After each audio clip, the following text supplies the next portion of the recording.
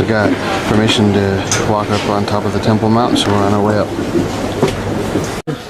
This entire area is controlled by the Waqf. The Israeli authorities have almost no control unless it's a security situation. The policemen are largely Israeli Arabs or Arabic-speaking Jews at most, but Israeli Arabs mainly. And the Waqf can do anything they want, including if they don't like a violation, they can even confiscate a camera or something. You can photograph buildings normally, that's okay, but not people.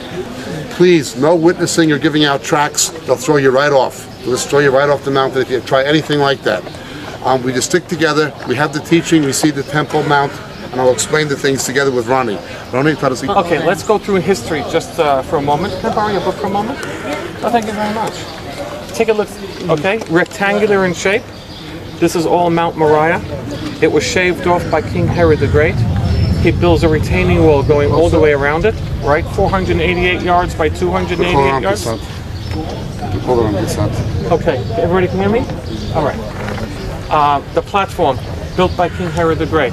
The temple was here in an inner courtyard in that area just over there, approximately where the Golden Dome is. We are now in an outer courtyard, which is actually called the courtyard of the Gentiles. Gentiles were allowed to come upon the Temple Mount. It was one of the wonders of the world, or something very fantastic. First of all, it was the only temple in the world where there's no statues. Right?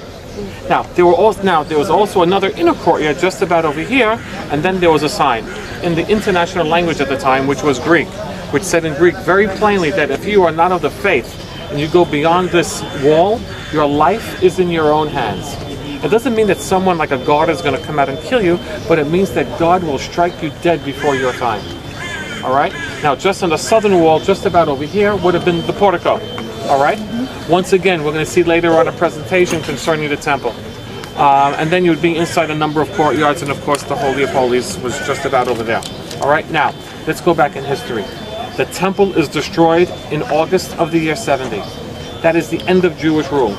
The Romans, therefore, for the next 230 years, allow the Jews one day a year to come upon the Temple Mount to pray by its ruins. They can never rebuild another temple. Why? Not because the Romans are nice guys, so that the Jews would never forget who did it to them. This tradition goes on for 230 years. The beginning in the 4th century from the Christian Byzantines. And the same tradition continues for another 300 years. They allow the Jews to come up to pray by the ruins of the temple on the anniversary of its destruction, Tisha B'Av, but never to rebuild another temple again. And then comes about Islam. I'm not going to talk to you about the wonders of Islam at the moment, but according to the Quran, they believe that Muhammad flew here on his way to heaven, and he prayed by the exposed stone where Abraham was to sacrifice Isaac, and as his horse ascended together with him to heaven, left a hoof print on the stone. Therefore, they build the Golden Dome. The Golden Dome is not a mosque. It is a monument, the site of the ascension to heaven of Muhammad. Okay? All right. Okay. So now, at that point now, the Muslims say to the Jews, you can't come up here anymore. This is our holy spot. Go find yourself someplace else to go. So therefore, since they can't come up here anymore, a portion of the western wall over here now becomes a very important spot for the Jews to go because they can't come here anymore. All right, so they remember the destruction by going to one of the retaining walls. That's the Wailing Wall that you see downstairs. Okay, history continues. In the year 1099 AD, the Crusaders arrive, and when they arrive, they come into the city, they conquer the place. Baldwin I declares himself the king of the Holy Latin Kingdom. They take over the Temple Mount area. They turn the El-Aqsa Mosque, that's behind me over there, into a palace for the Crusaders, and of course later on to house the Templars. There was a priestly order of knights that controlled the Temple Mount area and became the custodians or escorts of pilgrims coming to the Holy Land. Those are the Knights Templars. And they turned the dome building over there to my right into a chapel, and they called it the Chapel to Abraham. Crusaders are here until July of 1187. After that, it goes right back into Muslim hands once again. And it remains that way until today. Accordingly, King Hussein and his dynasty, his family back in Jordan, they claim to be direct descendants to Muhammad. So therefore, they've become the custodians of the Temple Mount area. In other words, any kind of repairs or something is done by way of the Hashemite kingdom. Okay? Any questions so far? None whatsoever. Okay. Now, another thing, you will notice in many, many places that we're going to, a lot of marble, a lot of granite. You're going to see Crusader capitals. You're going to see Corinthian capitals. These have all been pilfered from many buildings that are around this area that were destroyed in previous buildings and used to build up what was on top here. You'll notice that in all the mosques. By the way, these two buildings here are the oldest still standing Islamic buildings in the world. They've never been destroyed since they're constructed. They've been repaired here and there, but never really destroyed. All right? Okay. Any questiones? Okay. This quadrant over here to my left, straight in front of us, was the area of Solomon's portico where the early church most likely met in the book of Acts chapter 2 and beyond. It was from there the Apostle James was martyred by the Herodians, thrown off, this area being Solomon's portico. Here is the court of the Gentiles. In front of us is what is today the Dome of the Rock. Let us understand something about Hashikutz HaMeshomem. Hashikutz HaMeshomem. Shikutz HaMeshomem, the abomination of desolation spoken of by Daniel, is actually an Aramaic term, not a Hebrew term. Meshomem in modern Hebrew has the connotation of boring, but its ancient meaning is desolate, desolation. The word sheketz is where you get the derogatory Yiddish word, not Hebrew word, but Yiddish word for a Gentile woman, shiksa. It literally means a slimy reptile or a slimy snake. Remember, the serpent beguiled the woman. Satan in his mode as dragon is the persecutor. Satan in his mode as deceiver is the sheketz. Okay, sheksim. The word sheksim occurs many times, many places in the Hebrew scriptures. Many times in many places. We normally translate it into English, or even I would say mistranslate it, your detestable things. Your detestable things. You've played the harlot under every green tree, and you have blasphemed my name with your sheketzim, your detestable things. This is normally applied to Baal worship. Baal worship. As we explained, the Hebrew term for husband, master, and owner is Baal. In the book of Hosea, Yahweh was to be Israel's Baal. The Canaanites had another Baal that rose from the dead every spring. But the two become confused, particularly in the days of the prophet Elijah. Okay? So when you understand Hashikutz HaMeshomem, where that term is normally used, it is to do with Baal worship. You begin to understand where Antichrist is coming from. He will come in his mode as a deceiver, as a sheketz, and try to take God's woman. You understand? He tries to take God's woman. In Jewish thought, in New Testament thought, James's epistle was written to Jewish believers. It's the oldest book of the New Testament, and he calls worldly churches adulteresses, James chapter 4. Worldly churches adulteresses. When Israel went after other gods, the idolatry was called adultery. Daughter of Zion, you played the harlot. James resumes the same theme that would have been familiar to Jews in the first century in his epistle. Daughter of Zion, you played the harlot.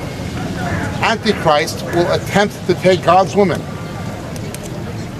Yahweh's woman, Israel, the bride of Christ, the church, by spiritual seduction. And there'll be a confusion of identities as in Baal worship. There have been many abominations of desolation on the Temple Mount. Josephus records when this was destroyed, fulfilling the prophecies of Jesus and Daniel, the Romans put up pagan ensigns where the Holy of Holies had been and began worshiping them. The early believers thought this was the abomination of desolation. In the 2nd century, after the second Jewish revolt of Bar Kokhba, we studied this up in Caesarea, the Emperor Hadrian levels almost everything down to the bedrock and builds a temple of Jupiter. Jupiter was what the Romans, the planet, the biggest planet, what the Romans called the Greek god Zeus.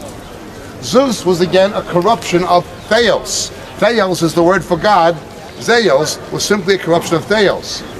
Much the same as a common noun, Allah is a word for God, but as a proper noun, it is the name of the Arabian moon god.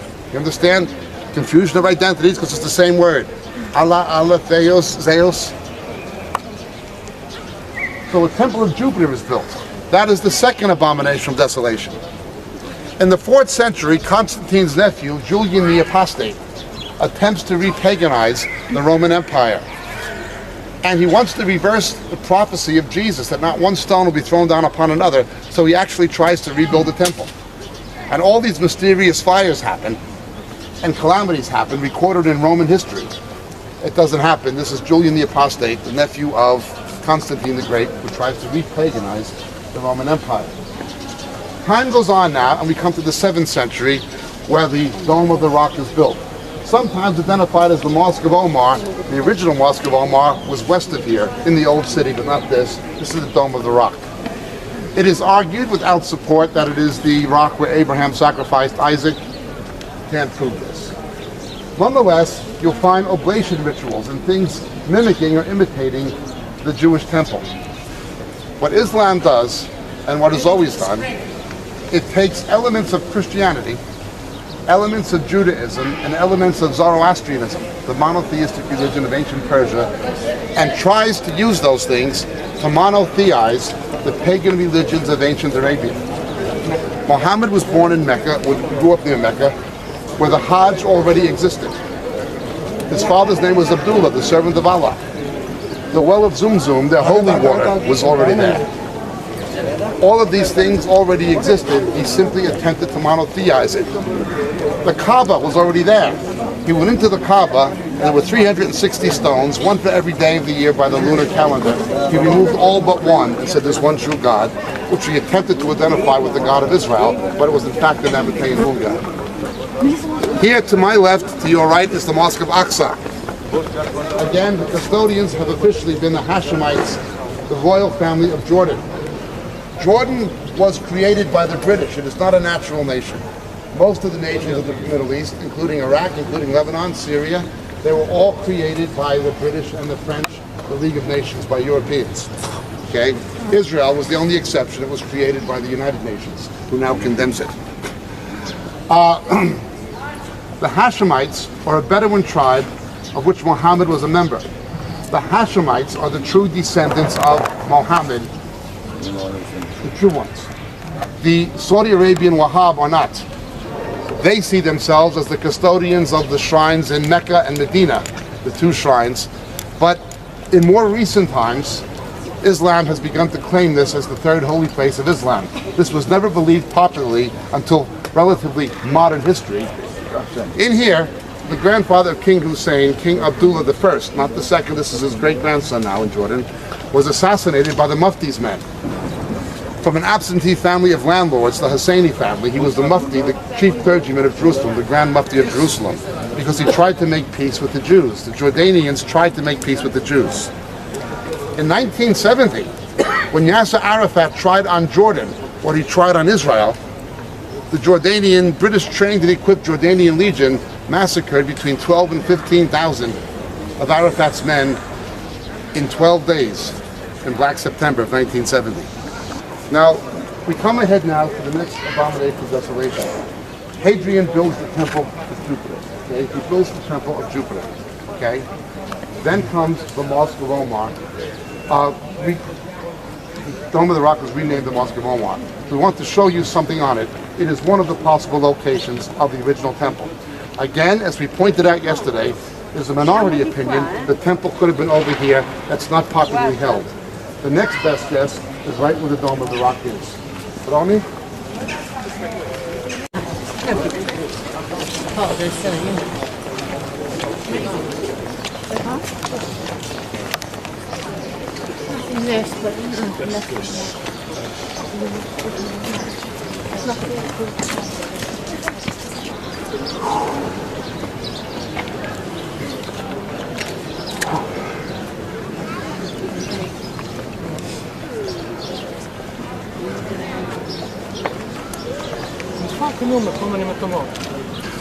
We read in the New Testament that Yeshua, Jesus, is the monogenes, the only begotten of the Father. We are told in 1 John that which denies the Father-Son relationship is Antichrist. You have a quotation from a surah in the Quran, inscribed up there, which says, God is not begotten, neither does he beget, God has no son. Now, what does 1 John tell us this means for the believer? That's actually what it says. So you have this structure where the temple stood, on the Temple Mount, saying God has no son. Okay. Come up to the front. Come to ladies. Okay. Now this is very important. I want you always to remember this. In the Nicanor Gate. And we are standing right now on its approximate location. This would have been the Beautiful Gate, if the Beautiful Gate was indeed the Nicanor Gate. If the Beautiful Gate was the Shana Rakamim, the East Gate, it is over here to our left, blocked by the trees. But that is today an Islamic library, you can't go in it. What would have happened on Palm Sunday, Jesus would have crossed from the Kidron through the East Gate and come to this area here, okay? They expected him to make a right. You see where that mosque is? That is the approximate location of Fortress Antonio, the northern periphery of Fortress Antonio. They expected him to make a right and depose the Romans. Instead, he comes this way, where we are, turns left, goes past the entry to the temple, and goes towards Solomon's portico, and deposes the people selling doves, the money changers, people taking bribes for the lambs, and so forth. He makes the left here, and instead, he says, "You've made my father's house a den of robbers." Judgment begins in the house of God. It did not begin with the Romans. God is always much more concerned with the sin among his own people and in his own house than he is with the world. God will judge the politicians, he'll judge the Hollywood pornographers, he'll judge all that stuff. But judgment begins in the house of God. He did not make the right to the Antonio, he made the left and went that way. Okay? We're standing approximately where the Nicanor Gate would have been. This way, please. Okay? So you see where the green slopes down. That is a cleft.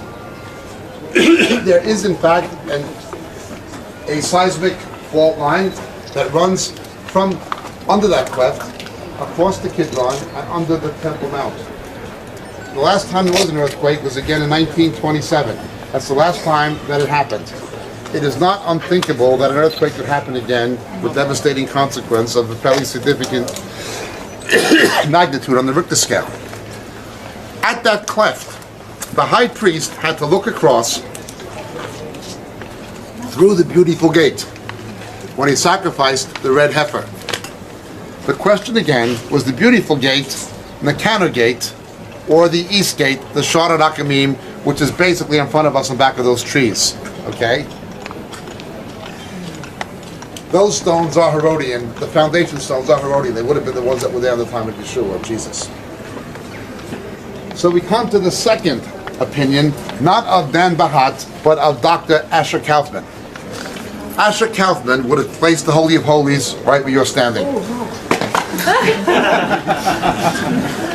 Okay. The Muslims call this the Dome of the Spirits. This would have been, according to Kaufman's view, the location of the Holy of Holies. Now, it is not unthinkable also, one possible scenario is an earthquake. Another is the Antichrist makes a treaty. The Jews accede to give Palestinian state in the West Bank with Jerusalem as the capital. But you have some kind of internationalization of Jerusalem where a Jewish temple can be rebuilt here 70 meters north of the Dome of the Rock. If Kaufman is right or can persuade people he's right, the two could in theory exist side by side. If Kaufman is right or can convince people he's right. There are multiple scenarios how this can happen. But it's very difficult looking at Revelation 11 not to conclude that there will be a tribulational temple. Because we also read in Revelation 11, and I can't open the Bible up here, that the outer court will be given to the Gentiles. You understand? It's measured, and the outer court will be given to the Gentiles. That is another possible scenario, if Asher Kaufman is right. If Dan Bahat is right, that thing would have to go if a temple is going to be rebuilt. Okay? Now, there is another possibility we mentioned. I'm an already opinion.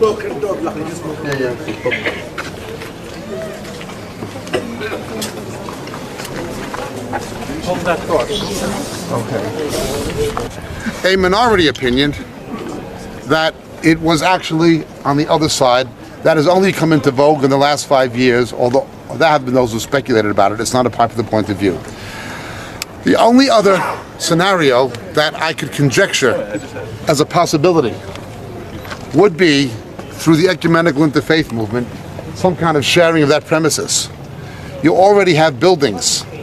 In Canterbury Cathedral in England, they have the Chapel of Anselm, where they take out the cross and they wheel in a statue of Buddha. Where they take out the statue of Buddha and they wheel in a Roman Catholic altar. It is multi-faith. If you could have multi-faith worship in there and somehow reconsecrate it as a temple, that does not seem politically likely. I only mention it in passing as a possible scenario. But those are the main points of view, okay? Those are the main points of view. What is important is every abomination we've had so far, the Roman ensigns with Josephus, the Temple of Jupiter, okay? Third, the